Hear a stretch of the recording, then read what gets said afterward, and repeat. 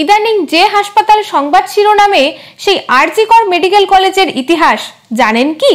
বেলগাছিয়া থেকে দমদম বাড়ি বাড়ি সাইকেল চালিয়ে ঘুরছেন এক ডাক্তার, মাথায় একটা টুপি আর সাইকেলে ঝোলানো ক্যাম্বিসের ব্যাগ। বেশিরভাগ রোগী গরিব, পথ্য কেনারও পয়সা নেই, আবার ডাক্তারের ফিস। রোগী দেখার সাথে সাথে প্রয়োজনে রোগীদের ওষুধ কেনার জন্যও টাকা দিতেন।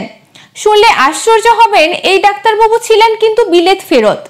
ভাবতে অবাক লাগে, আজ একজন সাধারণ এমবিবিএস ডাক্তারেরও যখন গ্রামে গিয়ে চিকিৎসা করায় অনীহা, তখন বিলেতের ডিগ্রি নিয়েও এই ডাক্তার স্বেচ্ছায় অস্বাস্থ্যকর গ্রামকেই তার কর্মস্থল হিসেবে বেছে নিয়েছিলেন। নমস্কার, আমি মৌশিখা। চলুন আজ আমরা আলোচনা করব সংবাদ মাধ্যমে চর্চারত আরজি কর মেডিকেল কলেজ গড়ে ওঠার ইতিহাস নিয়ে। মার্চ মাস 1899 সাল। প্লেগ তখন কলকাতায় মহামারীর আকার নিয়েছে। সেই সময় উত্তর কলকাতার অলিতে গলিতে ঘুরে রোগীদের সেবা করে চলেছেন এক আইরিশ মহিলা। জেলার স্বাস্থ্য আধিকারিক পদে নিয়োজিত এক ডাক্তারও রোগীদের বাঁচাতে উত্তর কলকাতা চষে ফেলেছেন। রোগ থেকে বাঁচার জন্য পরামর্শ দিচ্ছেন। যেসব রোগীরা ওষুধ কিনতে পারছে না, তাদের হাতে অর্থ তুলে দিচ্ছেন ওষুধ কেনার জন্য। কিছুদিন পরে সেই বিদেশে নিয়েও চিকিৎসকের আলাপ হলো। প্লেগের সংক্রমণ রুখতে ও মৃত্যুর হার কমাতে দুজনে একজোট হয়ে কাজ করলেন। সেই আইরিশ মহিলা হলেন ভগিনী নিবেদিতা, আর সেই চিকিৎসক কে ছিলেন? ডাক্তার রাধা গোবিন্দ কর, সংক্ষেপে আরজি কর। এই আরজি কর মেডিকেল কলেজ ও হাসপাতালের কথা আমরা সবাই প্রায় জানি। কলকাতার বুকে সেরা সরকারি হাসপাতালের মধ্যে এটি অন্যতম। কিন্তু আপনাকে যদি জিজ্ঞাসা করা হয় কে ছিলেন আরজি কর, তাহলে অধিকাংশ বাঙালিই লজ্জায় পড়বেন। অথচ আরজি কর অর্থাৎ ডাক্তার রাধা গোবিন্দ কর ছিলেন ব্রিটিশ শাসিত বাংলায় চিকিৎসা শাস্ত্রের রেনেসা পুরুষ। চিকিৎসা ব্যবস্থাকে বাংলার মানুষের কাছে সুলভ্য করতে তিনি সারাটা জীবন লড়াই চালিয়ে গিয়েছেন। হাওড়া জেলার রামরাজাতলা স্টেশনে নেমে মিনিট 15 পথ পেরোলেই পৌঁছানো যায় বেতড়ের বিখ্যাত কর বাড়িতে, রাধা গোবিন্দ করের জন্মভিটে। 1852 সালের 23 আগস্ট তার জন্মদিবস। বাবা দুর্গাদাস কর ঢাকায় মিডফোর্ড হাসপাতাল প্রতিষ্ঠা করেছিলেন। পড়াশোনায় অসম্ভব মেধাবী রাধা গোবিন্দ কর হেয়ার স্কুল থেকে প্রবেশিকা পরীক্ষায় পাশ করার পর চিকিৎসা বিজ্ঞানের পাঠ গ্রহণের জন্য 1880 সালে কলকাতা মেডিকেল কলেজে ভর্তি হন।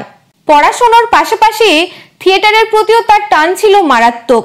1883 সালে কলকাতা ছেড়ে স্কটল্যান্ডে পাড়ি দেন। ভর্তি হন এডিনবরা বিশ্ববিদ্যালয়ে। 1887 সালে এডিনবরা বিশ্ববিদ্যালয় থেকে চিকিৎসাবিদ্যার শ্রেষ্ঠ অলংকারে ভূষিত হলেন এমআরসিপি হয়ে। বন্ধু বান্ধব, আত্মীয় স্বজন সকলেই বললেন তাকে ইংল্যান্ডে থেকে ডাক্তারি করার জন্য। এমনকি তার শুভানুধ্যায়ী অধ্যাপক বৃন্দও তাকে বললেন বিলেতেই থেকে যাওয়ার কথা। কিন্তু না, তিনি ফিরে এলেন তার জন্মভূমি মাতৃভূমিতে, এই বাংলায়। একজন বিলেত ফেরত ডাক্তার হয়ে তিনি দাঁড়ালেন এই বাংলার অসংখ্য অসহায় গরিব মানুষদের পাশে। সেই সময় চিকিৎসাবিদ্যা পড়ানো হতো ইউরোপীয় শিক্ষা ব্যবস্থায়। সমস্যায় পড়তেন সাধারণ পরিবার থেকে উঠে আসা বঙ্গ সন্তানরা। সেই সময় চিকিৎসা বিজ্ঞানের কোনো বই বাংলায় লেখা ছিল না, তাই ডাক্তারি পাশ করার আগেই তিনি চিকিৎসা বিজ্ঞানের বই বাংলায় লিখতে শুরু করেন। 1871 সালে প্রকাশিত তার প্রথম বই ভিষক বন্ধু। অন্যান্য বইগুলির মধ্যে উল্লেখযোগ্য হল সংক্ষিপ্ত শারীর তত্ত্ব, রোগী পরিচর্যা, ভিষক সুহৃদ, প্লেগ, স্ত্রীরোগের চিত্রাবলী ও সংক্ষিপ্ত তত্ত্ব, সংক্ষিপ্ত শিশু ও বাল চিকিৎসা, সংক্ষিপ্ত ভেষজ তত্ত্ব, কর সংহিতা ও কবিরাজ ডাক্তার সংবাদ ইত্যাদি। সবকটি বই লেখা হয়েছিল বাংলায়। ইংরেজি জানা ডাক্তারি ক্লাসের ছাত্ররাও তার বই পড়তেন। শুধুমাত্র চিকিৎসা বিজ্ঞানের বই লিখে এদেশের রোগীদের সমস্যার সমাধান হবে না, সেটা ডাক্তার কর বুঝতে পেরেছিলেন। তাই তিনি মনস্থির করেছিলেন এদেশের মানুষের জন্য একটা হাসপাতাল তৈরি করবেন। কিন্তু টাকা কোথায়? ঠিক করলেন ভিক্ষা করবেন। নিজের সব কিছু বিক্রি করে দিলেন। যেমন ভাবা তেমনি কাজ। কলকাতার বড়লোক ধনীদের কাছ থেকে ভিক্ষা করতে শুরু করলেন। কলকাতায় তখনকার দিনের বড় লোকদের বাড়িতে কোনো আনন্দ অনুষ্ঠান হলে বা তাদের বিয়ের অনুষ্ঠানে ডাক্তার কর সেই বাড়ির গেটের সামনে দাঁড়িয়ে থাকতেন আর অভ্যাগত আমন্ত্রিতরা এলে ভিক্ষা চাইতেন। অনুরোধ কিছু টাকা পয়সা যদি সাহায্য করেন খুব উপকার হয়। সবার জন্য একটা হাসপাতাল তৈরি করতে পারি। সবাই দেখছেন একজন বিলেত ফেরত এমআরসিপি ডাক্তার মানুষের জন্য হাসপাতাল তৈরি করার জন্য ভিক্ষা চাইছেন। পরিচিতরা বিস্মিত হয়ে তাকে জিজ্ঞাসা করেন, ডাক্তারবাবু আপনি? শ্রদ্ধায় তারা তাদের সাধ্যমতো সহযোগিতা করেন, আবার কেউ কেউ মুখ বেঁকিয়ে পাশ কাটিয়েও চলে যায়। শত অপমান সহ্য করেও নিরহংকার মানুষটি হাসপাতাল তৈরির স্বপ্ন সার্থক করার জন্য নির্দ্বিধায় অর্থ সাহায্য চাইতেন। শুধু তাই নয়, চিকিৎসক হিসেবে অর্জিত অর্থের সমস্তটাই দান করে গিয়েছেন মেডিকেল স্কুল ও হাসপাতাল স্থাপনে। এইভাবে ভিক্ষা করে নিজের যাবতীয় সবকিছু বিক্রি করে 25,000 টাকা দিয়ে বেলগাছিয়ায় 12 বিঘা জমি কেনেন এই হাসপাতালটি তৈরি করার জন্য। পরে 70,000 টাকার ব্যয়ে হাসপাতালটি গড়ে উঠেছে সেখানে। শয্যা সংখ্যা 30, ঠিকানা 1 নম্বর বেলগাছিয়া রোড। হাসপাতাল পরিদর্শনে এসে 18,000 টাকা দান করেন স্বয়ং প্রিন্স অ্যালবার্ট ভিক্টর।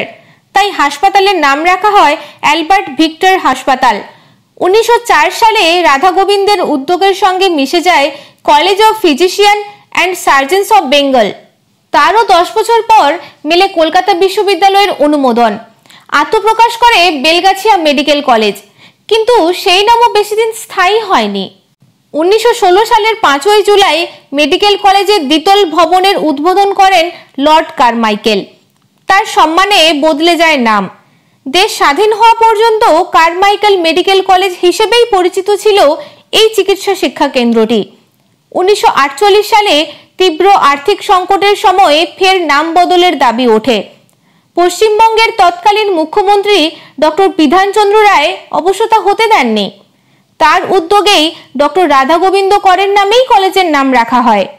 রোগীকে যাতে চড়া দামে বিদেশি ওষুধ না কিনতে হয় সেদিকেও তার কড়া নজর ছিল। আচার্য প্রফুল্লচন্দ্র রায়ের আত্মজীবনী life and experience of A Bengal chemist থেকে জানা যায়, দেশের প্রথম ফার্মাসিউটিক্যাল সংস্থা তৈরির সময়ে দেশীয় পদ্ধতিতে ওষুধ তৈরির কাজে রাধা গোবিন্দ করের অবদান। 1918 সালের 19শে ডিসেম্বর ইনফ্লুয়েঞ্জায় আক্রান্ত হয়ে রাধা গোবিন্দ কর শেষ নিঃশ্বাস ত্যাগ করেন। মৃত্যুর সময়ে তার নিজস্ব সম্পত্তি বলতে কিছুই ছিল না, শুধু ছিল বেলগাছিয়ায় একটি বাড়ি। সেই বাড়িটিও উইল করে দান করে যান মেডিকেল কলেজকে। রাধা গোবিন্দ কর ছিলেন 19 শতকের বাংলার চিকিৎসা শাস্ত্রের প্রকৃত রেনেসা পুরুষ।